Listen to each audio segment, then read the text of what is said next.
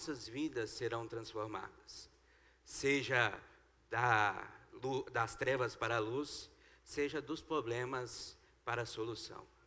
A oração de Daniel nos mostra grandes coisas que nós podemos tirar de aprendizado, e espero poder, com toda a ação do Espírito Santo, passar essa oração para vocês, para que todos nós saiamos daqui com ela aprendida e tirando lições grandiosas dela às nossas vidas.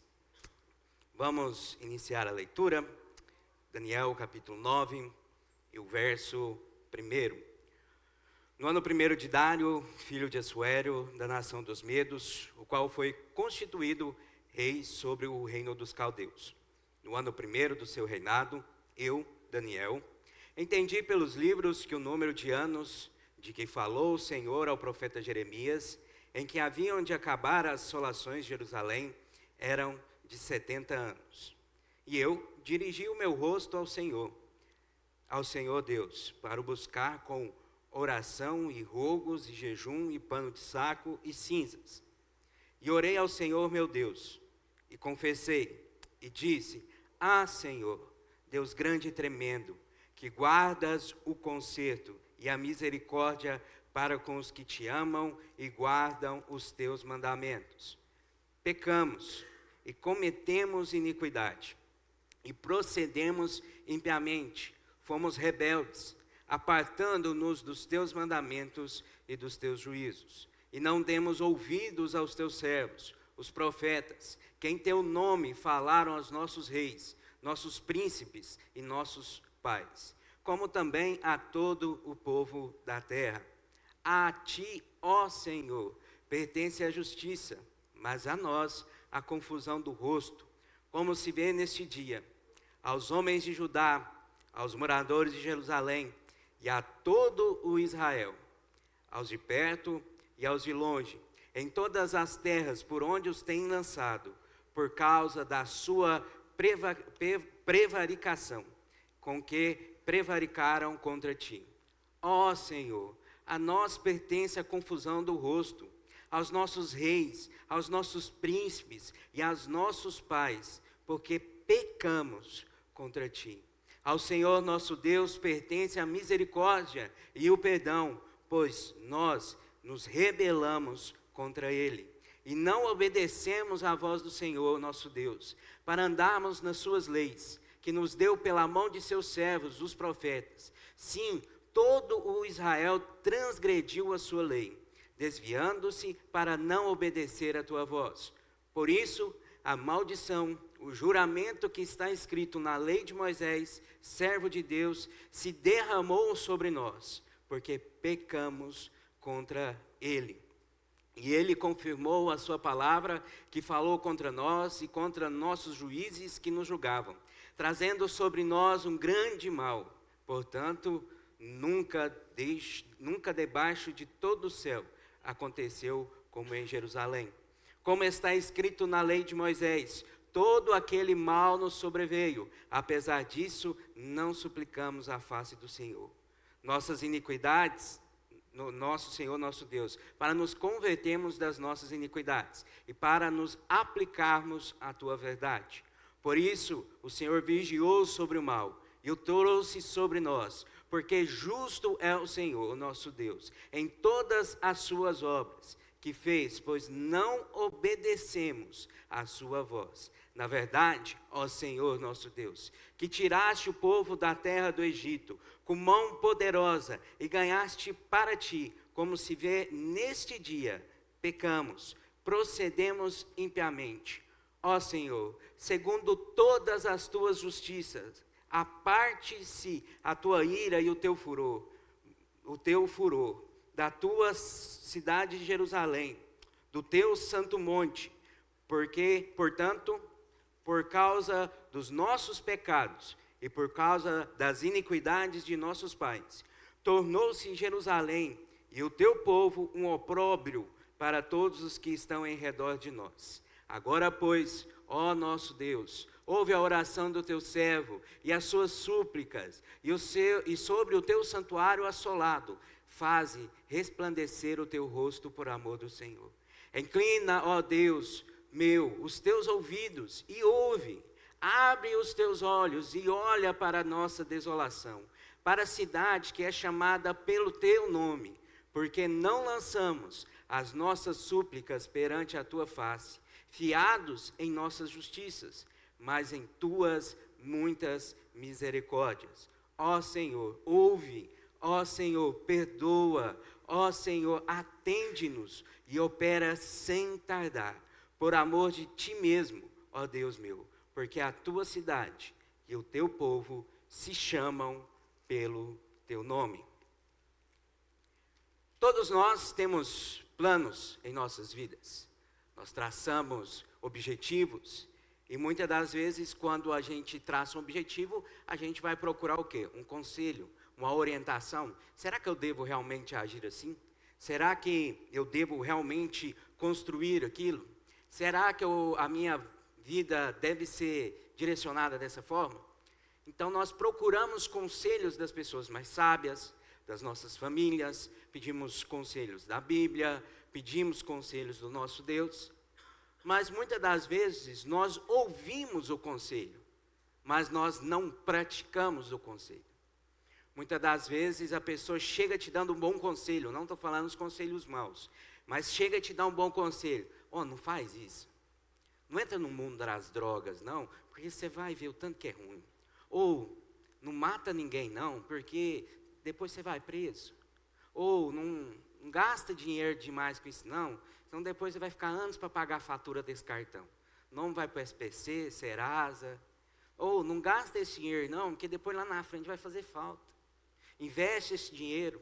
Ou não compra aquilo, não, porque isso aí só vai te dar dor de cabeça. Não mexe com isso, não. Aí nós, muitas das vezes, ignorantes, não, vou lá, eu faço. Eu lembro até hoje de 2 conselhos que eu tive. O primeiro foi do meu pai. Ele falava assim, você quer ter uma moto, um carro? E a procedência do negócio. E eu doido para ter moto. Eu falava assim, meu sonho é andar de moto aqui, cansei de andar de bicicleta, vida sofrida, esses montes grandes aqui que eu estava, tem hora que a gente tem que subir. Graças a Deus, não é Coronel Fabriciano, porque senão ia complicar mais ainda subir de bicicleta. Mas estou cansado, vou comprar uma moto. Aí o cara falou, não, tem uma moto aqui baratinha para te vender. Eu falei, pronto, vamos fazer um negócio agora. E eu fiz. Uma semana depois eu descobri que ela era roubada porque a polícia me parou numa blitz. Traduzindo, eu descomprei uma moto roubada, quase fui preso, porque eu não ouvi o conselho do meu pai. E o segundo, eu lembro até hoje que o conselho foi do Osmar Júnior. Quando eu fui casar, eu procurei vários conselhos. Conversei com Eliezer, com Elias, conversei com o meu pai, minha mãe, familiares, conversei com tantas pessoas, cada um me dava um conselho diferente. E eu ia anotando. Eu falei assim, não, quando eu casar, eu vou colocar tudo em prática. O primeiro conselho que o Osmar Júnior me deu é, faz filho cedo. Não, você tem que aproveitar bem o casamento. Traduzindo, menos de um ano de casado, a Aurora já estava na barriga. Aí o outro conselho que ele me deu, meu filho, escuta sua esposa. Porque se você escutar sua esposa, você vai ver o tanto de coisa errada que você vai evitar. E aí eu comecei a fazer umas coisas que minha esposa falava para não fazer. Começou a dar tudo errado, igualzinho ele falou. Parecia que estava jogando praga para mim. Falava assim, eu não escutei no começo, me lasquei, agora você vai se lascar também. Mas foi porque eu fui ignorante. Eu fui rebelde no meu coração. Eu não queria escutar os conselhos que as pessoas estavam me dando. As pessoas só queriam o meu bem. Só queriam que eu estivesse fazendo as melhores escolhas. Mas eu não. Eu falei assim, eu tenho que aprender apanhando mesmo. Eu nasci para ser lutador de boxe. Vivo no chão, mas vivo levantando para cair de novo. E assim era a vida. O povo dava conselho e eu não escutava. O povo dava conselho e eu não escutava. O último conselho foi, não faça uma piscina na sua casa. É 2 dores de cabeça. Ou 2 alegrias. Uma quando você faz e uma quando você vende. Não tem futuro. E eu falei assim, não, esse povo está pondo minhoca na minha cabeça. Primeiro, que até hoje não está pronto, porque vive vazando, não descobre onde é o vazamento. Segundo, que agora meu arrependimento é muito maior de ter começado. Não sei aonde que eu estava com a cabeça. Eu devia estar muito doido quando eu fiz. E eu concordo justamente com o que a pessoa fala. É duas alegrias, quando você faz e quando você enterra. Mas aí depois de você ver quase tudo pronto, você fica com dó de enterrar. E aí fica esse dilema. Eu quebro tudo, jogo isso tudo fora e perco todo o dinheiro que eu já investi nisso aqui. Ou eu simplesmente termino o que eu comecei. Porque aí você olhar e falar assim, não, mas tanto dinheiro que eu já gastei nesse negócio, dava para me comprar quase um Civic zero, 2026. Nossa, mas estamos lá, vamos na peleja. Mas a história do povo de Israel é justamente essa. Pessoas vinham, davam conselhos a ele. Começou com Moisés, tirando Israel da terra do Egito e ali falando para vocês, permaneçam no caminho do Senhor, permaneçam na lei do Senhor, permaneçam na instrução do Senhor e vocês terão bênçãos. Mas se desvie dos seus caminhos, se junte com os outros povos, se junte na idolatria, faça aquilo que é contrário à vontade de Deus e vocês irão provar a ira do Senhor. Os juízes passaram ali, alguns orientando. Nós lembramos de Samuel orientando o povo: confessem os seus pecados, deixem essa vida, voltem para Deus. Mas não, continuavam rebeldes. Nós temos os profetas Jeremias, Ezequiel, Isaías, se arrependam-se, se convertam dos seus pecados, deixem a sua vida de pecado, longe para trás, não continuem mais contra a vontade de Deus, não continuem mais no caminho que vocês estão, a ira de Deus está chegando, o dia da vingança do Senhor sobre Israel está chegando, convertam-se, se arrependam-se. Mas o que Israel preferiu? A rebeldia. Não vou ouvir as vozes dos profetas. Pelo contrário, vou fazer alianças com os povos que eu deveria destruir. Vou dar minhas filhas de casamento a eles e casar os meus filhos com as filhas deles. Vou praticar a idolatria e os deuses deles serão os meus deuses. E assim a nação de Israel foi caminhando cada vez mais para longe da presença de Deus.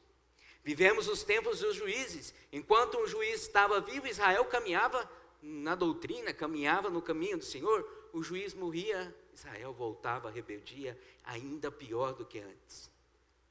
Nós lembramos no deserto, quando eles ansiavam novamente, quem me dera se eu pudesse voltar ao Egito, quem me dera se aquela escravidão voltasse. Eu prefiro muito mais a escravidão do Egito do que estar nesse deserto. E Israel, com o coração rebelde, desejava estar cada vez mais longe de Deus. Desejava fazer cada vez mais coisas contra a vontade de Deus.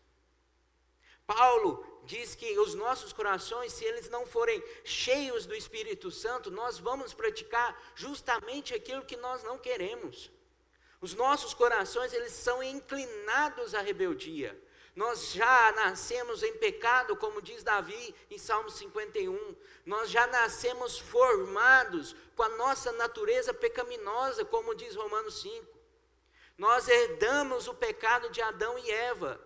Então nós somos pecadores. E se nós dissermos eu não tenho pecado, eu já sou um pecador porque eu estou mentindo. É isso que diz em 1 João 1, versículos 9 e 10. Então, nós precisamos essa noite pegar esse exemplo da geração de Israel e nós não praticarmos da mesma forma. Liel, mas deixa eu te falar, naquela época Deus fazia milagres, naquela época Deus falava com o povo, naquela época Deus estava presente. Eles eram porque é fraco demais, eles não tinham caráter na cara para continuar fazendo as mesmas coisas. Você acha isso? E nós que temos trocado Deus por muito menos. Nós temos a palavra toda que eles não tinham. Nós temos o Espírito Santo que eles não tinham. E mesmo assim nós estamos sendo rebeldes, da mesma intensidade ou pior do que o povo de Israel. Nós temos trocado Deus por uma tela de celular, passamos horas do dia, muitas das vezes, vendo coisas, mas não passamos 10 minutos lendo a Bíblia. Nós estamos trocando Deus pelos nossos gostos, nossas preferências.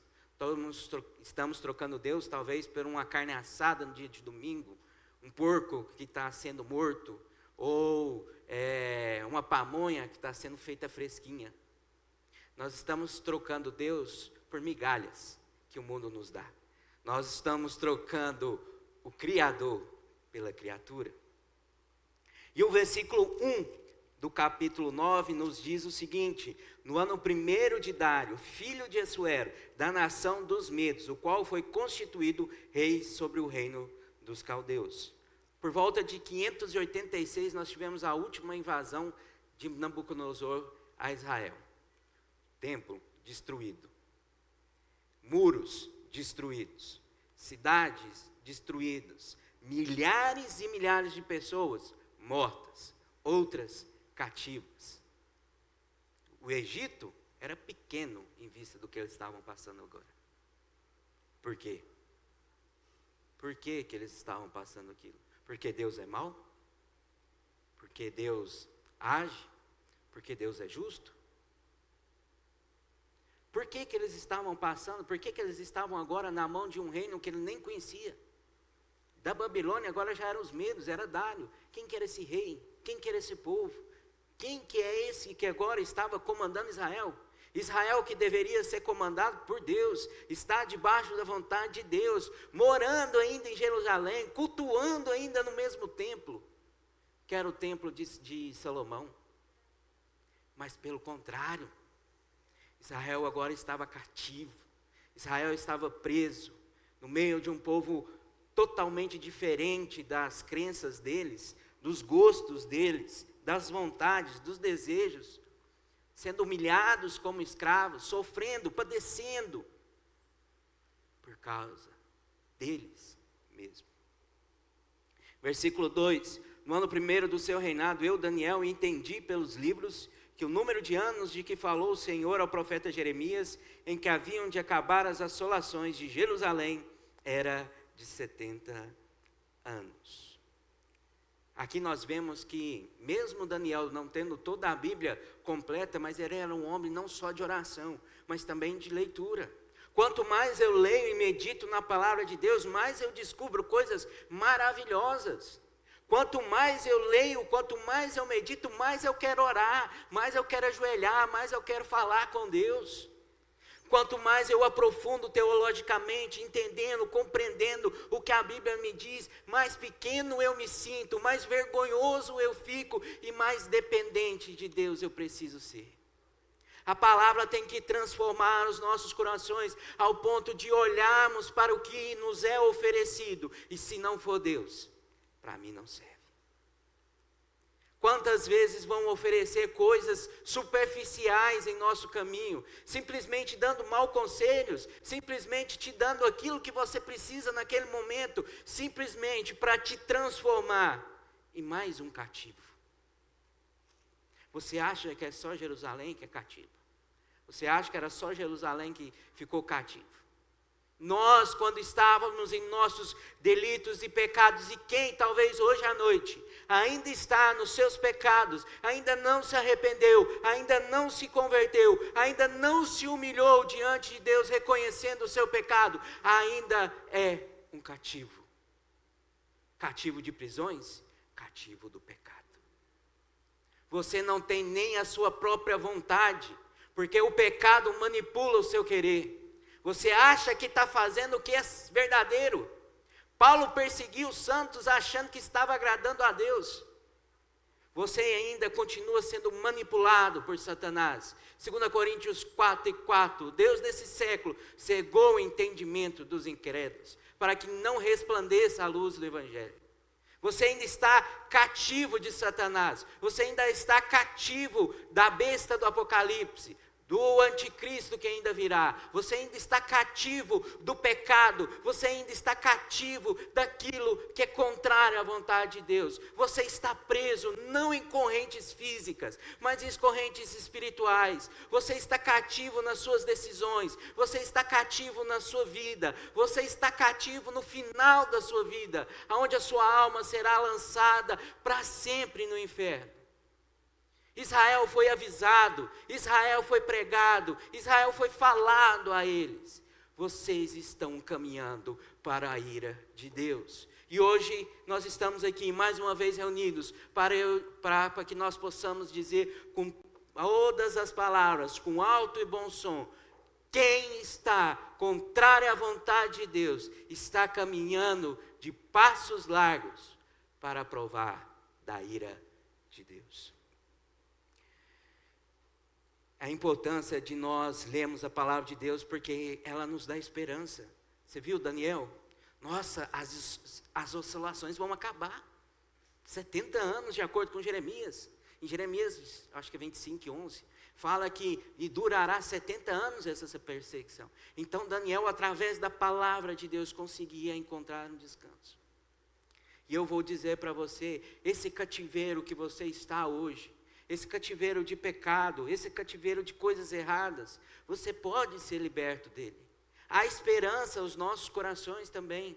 Há esperança não de 70 anos, mas a esperança de uma transformação eterna, de uma transformação que durará toda a eternidade, de uma transformação que vai te tirar do inferno e te colocar nos céus.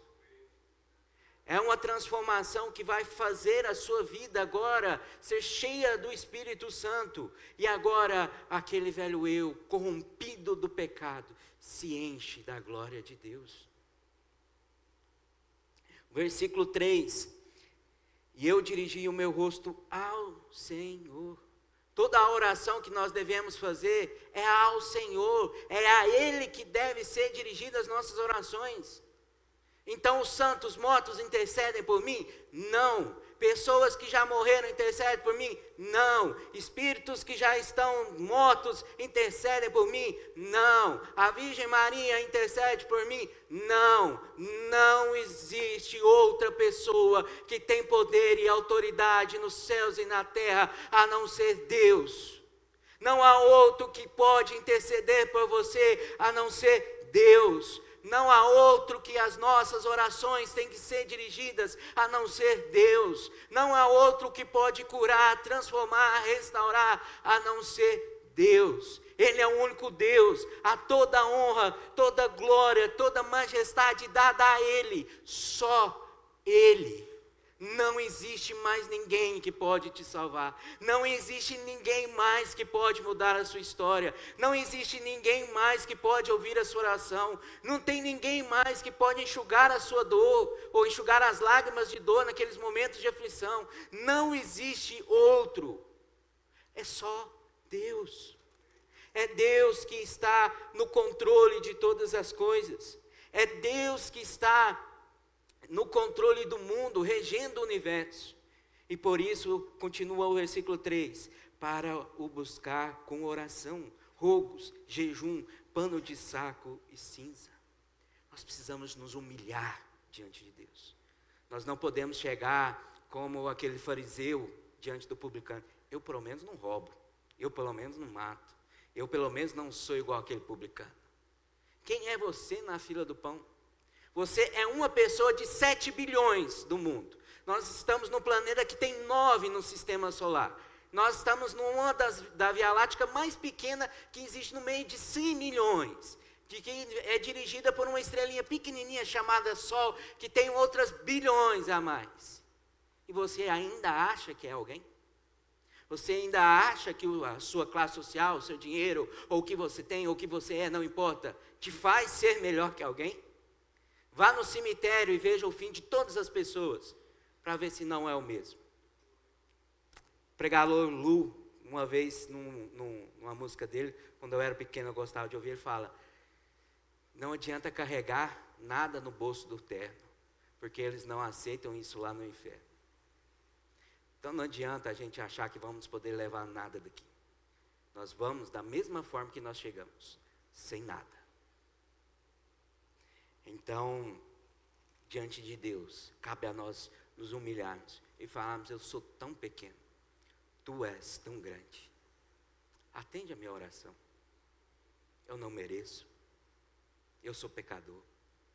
Eu sou errado. O Senhor é justo. O Senhor é quem governa. Eu não estou no controle de nada, nem da minha casa. Imagina das outras coisas.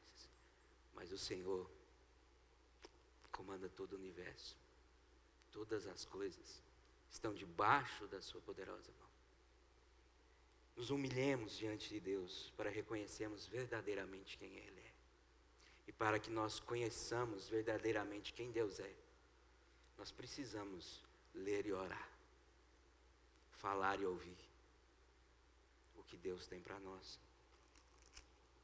Versículo 4: E orei ao Senhor meu Deus, confessei e disse: Ah, Senhor, Deus grande e tremendo, que guardas o conserto e a misericórdia para com todos que te amam e guardam os teus mandamentos.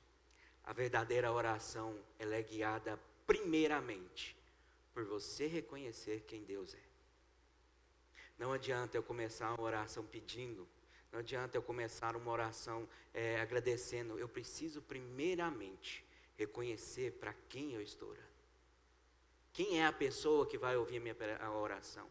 Para quem que eu estou orando? Quem que Ele é? Como que Ele é? O que Ele é de diferente dos demais? O porquê que eu estou orando para Ele? Quem que é essa pessoa maravilhosa? Deus. Por que as minhas orações estão sendo dirigidas a Ele? Paulo Júnior, uma vez numa pregação, ele falou que a oração verdadeira, ela sempre começa exaltando a Deus, agradecendo pelo que esse Deus poderoso fez. Por último, pedindo o que nós precisamos. E no final, exaltando o nome dele novamente e entregando a oração ao Filho para que ele interceda diante do Pai. Então, a oração precisa ser reconhecer quem Deus é. Pai nosso que estais no céu, santificado seja o seu nome. Santo. Orações de Apocalipse sempre começam assim: santo, santo, santo é o Senhor. Tremendo. Imagina, criar o mundo em 6 dias, fazer as coisas que fez. Grande, pois não há outro maior do que Ele. Guardas o conserto, Ele é fiel. Nós pecamos, erramos, falhamos, e Deus tem permanecido fiel até hoje. Deus tem nos concedido a misericórdia até hoje. Deus tem nos dado tudo que nós não merecemos até hoje. Mas foi por quê? Porque Ele é fiel. Ele tem prometido que estará conosco todos aqueles que guardam a sua vontade e fazem o seu querer. Com eles estarão todos os dias, até a consumação dos tempos. Você faz parte desses que podem ter essa certeza? Que Deus estará contigo até a consumação dos tempos. Que Deus será a sua companhia. Porque o pecado nos afasta de Deus. O pecado muitas vezes nos impede de ser ouvido por Deus. Então, primeiro nós precisamos confessar os nossos pecados, nos arrepender do nosso estado, arrependermos do que temos feito de errado, de como está indo a nossa vida, para depois nós queremos conversar com Deus, falar com Deus, exaltar a Deus, louvar a Deus. Louvai, engrandecei em suas orações todas as vezes que for orar. Nunca esqueça do Deus a quem você está orando. Do Deus misericordioso que dá o que nós não precisamos. Muitas vezes, ou nos dá muito mais do que pedir. Quer uma misericórdia maior? Uma graça maior do que essa? Mandar o seu Filho Jesus para morrer numa cruz, para que todos nós pudéssemos ser salvos. Versículo 5: Pecamos e cometemos iniquidade, procedemos impiamente e fomos rebeldes, apartando-nos dos teus mandamentos e dos teus juízos. Aqui ele relata 4 pecados principais. O primeiro: cometemos iniquidade. Iniquidade é fazer o que é errado. Iniquidade é fazer o mal. Iniquidade é fazer aquilo que é contrário à vontade de Deus. Iniquidade é eu praticar o mal todos os dias da minha vida. Iniquidade é eu julgar falso testemunho. Iniquidade é eu falar mal do irmão. Iniquidade é eu mentir. Iniquidade é eu ter contatos sexuais antes do casamento. Talvez brigas, contendas. Tudo isso se engloba nas iniquidades. Segundo, impiedade. Eu sou um ímpio, eu sou como o mundo é. Eu que deveria ser diferente, eu estou parecido. Eles e eu, uma nação separada para Deus, para ser diferente, está igualzinho, ou pior, do que uma geração corrompida e perversa, dominada por Satanás. Isso é agir impiamente. Rebeldes, aqueles corações que têm o mal ali dentro e não aceitam se sujeitar à vontade de Deus, mas antes querem ter o controle das suas próprias vidas e apartando dos seus mandamentos. A Bíblia está aqui, nosso manual de fé e prática. Mas realmente estamos fazendo o que a Bíblia nos diz? Realmente estamos vivendo o que a Bíblia diz? Porque bater no peito e falar que é crente é bonito. Difícil é viver. Eu sempre falei isso e aprendi muito isso no livro de Daniel. Difícil é quando você está na fornalha de fogo. Difícil é quando você está na cova dos leões. Difícil é quando você está no meio de um povo que não te aceita por ser crente e te julga, critica e te humilha todo dia. E mesmo assim, você permanece fiel. Aí sim, você pode dizer que é crente. Mas se sua vida está 100%, maravilha, nada aconteceu de ruim, e você está lá com as mesmas atitudes, vivendo da mesma forma, o que você fazia antes, você está fazendo agora. Falar que é evangélico, que vai na igreja, não salva ninguém. Sentar nos bancos e ouvir o que está sendo falado, não salva ninguém. Obras boas, não salva ninguém. O que salva realmente é reconhecer quem Deus é, quem somos, nos arrependemos e entregarmos as nossas vidas a Ele. Vamos ler alguns versículos sobre esses pecados. Rapidamente nós já vamos para a parte final da mensagem.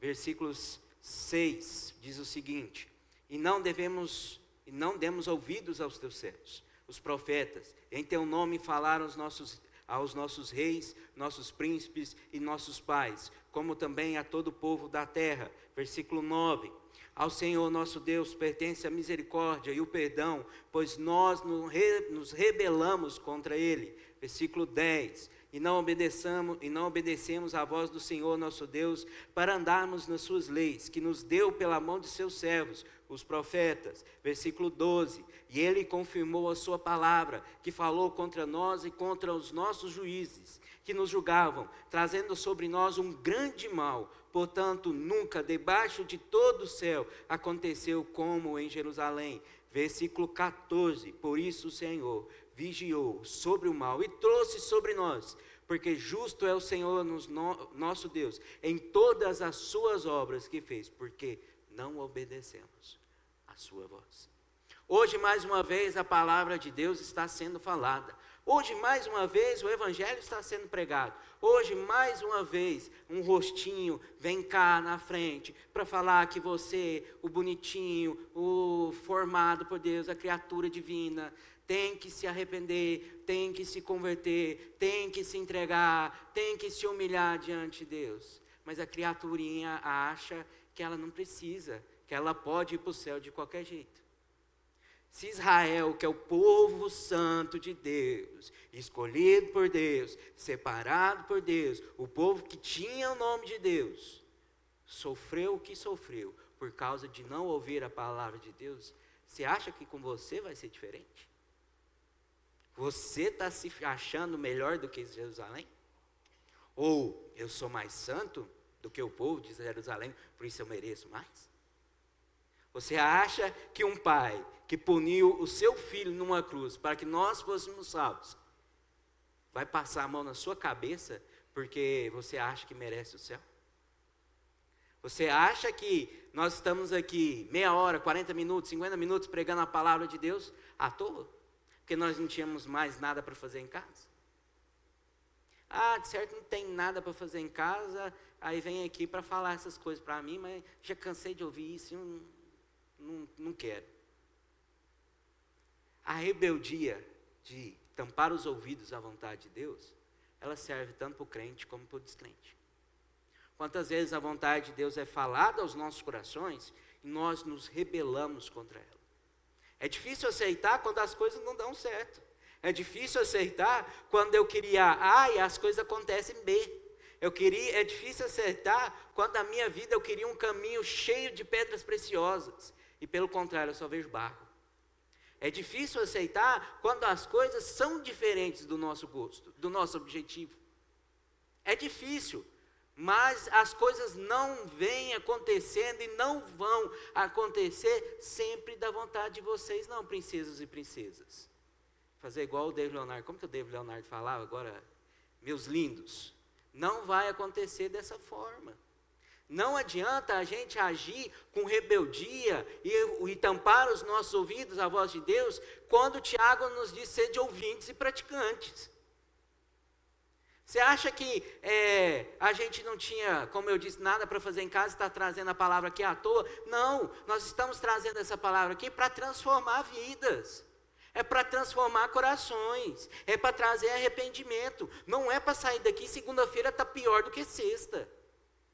Não é para sair daqui falando, e agora eu vou mudar. Não, agora eu sou diferente. Você vai ver se a partir de amanhã eu não começo a fazer as coisas certas. Está igual a dieta que está desde o primeiro dia do ano falando que vai fazer e não fez. Não adianta, meus queridos. Não adianta a gente ficar estudando, pelejando, batalhando, fazendo tudo para chegar aqui, expor a palavra, falar e vocês continuarem com os corações rebeldes contra a vontade de Deus. Não adianta. Você está perdendo tempo sentado num banco, sendo rebelde de coração, se você continuar assim. Você está simplesmente condenando-se a si mesmo, porque a palavra de Deus foi pregada. E como Moisés disse, eu tomo o sol e a lua como testemunha, que a verdade hoje foi dita a vocês.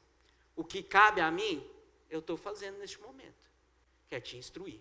Agora o resto é com você. Se você quer ir para o inferno, aí é uma opção sua.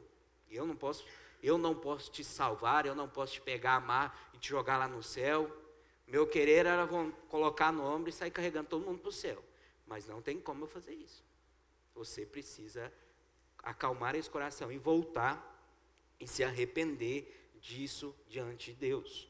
Versículos 7 e 8. A ti, ó Senhor, pertence a justiça, mas a nós a confusão do rosto. Como se vê nesse dia aos homens de Judá, aos moradores de Jerusalém, a todo Israel, e aos de perto e aos de longe, em todas as terras por onde os tem lançado, por causa da prevaricação com quem prevaricaram contra ti.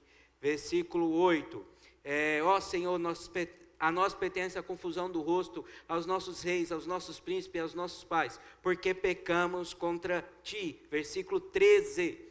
Como está escrito na lei de Moisés, todo mal nos sobreveio. Apesar disso, não suplicamos a face do Senhor, nosso Deus, para nos convertermos das nossas iniquidades e para nos aplicarmos a tua verdade.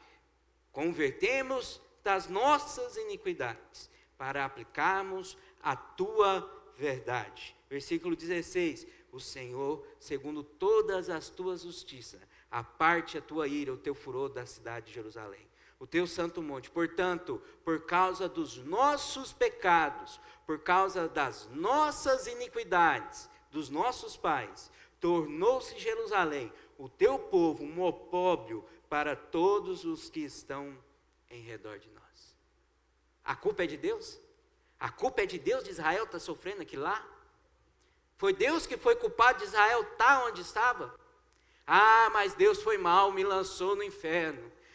Mas Deus quer amor, e os pregadores pregavam, é amor, é amor, é amor, parecendo música de pagode, mas nunca pregavam a ira de Deus. E aí o que aconteceu? Você caiu no inferno achando que Deus era só amor. Cuidado com essas fábulas, cuidado com o que você acredita. Deus não é só amor, Deus é justiça. Deus pune o pecado, olha aqui, olha a prova. Jerusalém foi punida, você viu Daniel com a própria boca falando, Jerusalém já não é a mesma, Jerusalém está destruída, Jerusalém está assolada, Jerusalém padece. Pede socorro, socorro, Deus, olha a condição que estamos. E você quer realmente continuar da mesma forma que tem agido? Você realmente quer continuar no mesmo intuito que você está? Você quer realmente continuar a vida que você está tendo agora? Isso não é uma pergunta só para um descrente, isso é para nós também. Será que a sua vida como um crente realmente tem honrado a Deus em suas atitudes? Você realmente tem participado, trabalhado? Você realmente tem amado os seus irmãos? Você realmente tem lido, orado, se dedicado a Deus, passado tempo com Deus? Se não, você vai continuar em rebeldia. Você vai continuar ignorando a voz de Deus. você vai continuar praticando iniquidade. Você vai continuar praticando a maldade e as coisas contrárias às vontades de Deus. O versículo 11: e sim, todo Israel transgrediu a ti, transgrediu a lei, desviando-se para não obedecer a tua voz. Por isso, a maldição e o juramento que está escrito na lei de Moisés, servo de Deus, se derramou sobre nós. Por quê? Porque pecamos contra ele. Nós precisamos saber de algumas coisas e vamos terminar. A primeira coisa que nós temos que saber: o mal não veio simplesmente porque Deus queria, ou era a vontade de Deus, punir o povo. O mal veio porque o povo era pecador. E o povo merecia a punição por causa dos seus pecados. Então o mal veio pelo pecado do povo. E por isso que eles foram punidos. Não coloque a culpa de Deus quando as coisas virem erradas. Não coloque a culpa de Deus quando você não estiver lá nos céus. Não coloque a culpa de Deus quando a sua alma for lançada no inferno. A culpa não é dele. A culpa é dos nossos pecados. Não culpe a Deus falando: Deus, eu pregava, eu falava, eu orientava, eu instruía, eu era crente, eu sentava nos bancos, eu ouvia a tua mensagem. Mas não coloque a culpa de Deus quando estes que dizem isso estiverem lá no inferno. A culpa é do pecado.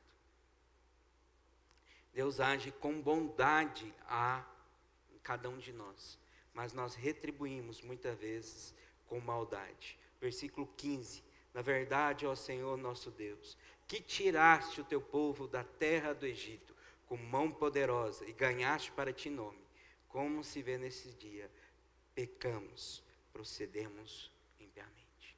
O Deus que salvou uma geração de um cativeiro terrível no Egito, agora é o mesmo Deus que está vendo o povo se rebelando contra ele para parar em outro cativeiro. Deus te libertou, Deus te salvou, não mais para você voltar para o pecado. Deus te libertou, Deus te salvou, não mais para você ter a vida que você tem hoje. Mude, transforme-se, avive-se, reanime-se, firme-se, porque a coroa de justiça está preparada para aqueles que firmarem no caminho do Senhor. Se a sua vida ainda continua em rebeldia, ouça o aviso que nós temos para te dar. Arrependa-se, converta-se, não continue na mesma direção, ou senão você vai pagar um preço muito caro depois no futuro. Versículo 9 nos diz o seguinte: ao Senhor nosso Deus pertence a misericórdia e o perdão, porque nós rebelamos contra Ele. Por que nós pedimos perdão a Deus? Porque o nosso pecado foi uma afronta contra Ele.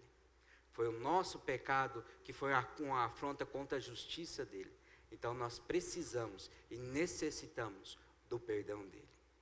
E para alcançar isso, nós precisamos confiar no Senhor Jesus Cristo. E aí, para que nós alcancemos isso, nós precisamos fazer algumas coisas que Daniel nos ensina. Apelar para a misericórdia de Deus. Deus tem misericórdia, eu não mereço, mas me dá, me salva, me perdoa. Reconhecer que só Ele pode mudar a realidade. Como eu disse, há um só Deus. Não tem como outra pessoa mudar a sua realidade ou te salvar, a não ser o próprio Deus. Implorar seu amor, mesmo que não mereçamos. Por favor, Deus, o Senhor que é o Deus poderoso, o Senhor que é o Criador dos céus e da terra, o Senhor que tem um vasto amor, me ame, ao ponto de me perdoar pelo mal que eu tenho feito. Reconhecer que nada nós podemos fazer, a não ser simplesmente entregarmos as nossas vidas ao Senhor, e não mais continuarmos tentando buscar a salvação pelas nossas mãos. As obras não me salvam, chorar não me salva, nada me salva. Eu lembro de um hino que fala justamente: chorar não me salva, mesmo lágrimas sem fim, um camancha camezinho, e tem um restante no hino, eu não lembro o restante. Mas nada vai te salvar, a não ser o sangue de Cristo Jesus. Reconhecer que só a misericórdia dEle pode nos salvar. Pertencer aos seus, meditar em oração, orar, buscar ao Senhor, ler a palavra dEle, para que Ele possa nos abençoar com toda a sorte das suas aplicações, dos seus poderes, das suas misericórdias. Encerrando, nós pecamos, erramos e precisamos reconhecer o nosso pecado. A oração é o principal, o alvo tem que ser Deus. Primeiro, agradeça, não, honre, exalte e lembre-se de quem e para quem você está orando. A oração é o principal meio de buscarmos Deus, de falarmos com Deus, de termos a presença de Deus juntamente conosco. Deus só salva através da sua misericórdia. Então, nós precisamos dela, nós necessitamos dela. Deus não vai salvar as pessoas por outro modo, a não ser quando nos confessamos, nos arrependamos e confiamos e acreditamos que a cruz de Cristo pode nos salvar. E Deus continua salvando. Da mesma forma que tirou Israel do cativeiro, Isaías 52 diz: minha mão está impedida para que eu não salve? Não, eu continuo salvando, eu continuo mudando vidas, eu continuo transformando. Então vamos nos apegar nisso. Não depende de nós, mas de Deus. Deus pune o pecado com justiça, por isso existe céu e inferno. Deus avisa a consequência do pecado, foi o que foi feito essa noite. E devemos pegar o exemplo de Israel para fazer diferente. A salvação só vem de Deus. Isaías 43 e 11. Eu sou o Senhor, e não vem salvação além de mim. Desculpe se eu passei alguns minutinhos, mas eu precisava trazer essa oração de Daniel, a oração da transformação. Se hoje à noite você não é um crente, aproveite a oportunidade, esteja ficando para trás. Converse com um de nós ali na salinha, nós vamos poder tirar as suas dúvidas quanto à salvação e o arrependimento e como nós precisamos fazer essa oração que nos transforma. E se você é um crente, está passando por dificuldades, problemas, aflições, faça essa oração. Reconheça o seu estado, reconheça quem você é e comece a não só pedir a Deus, mas reconhecer quem Deus é, o que Ele pode fazer, o poder dEle e das misericórdias dEle todos os dias. Que hoje e para sempre Deus possa ser o centro das nossas vidas, não só minha, mas de todos que estão aqui. Não saia da mesma forma. Que Cristo Jesus salve todos aqui essa noite e que todos saiam daqui transformados no nome dEle. Amém.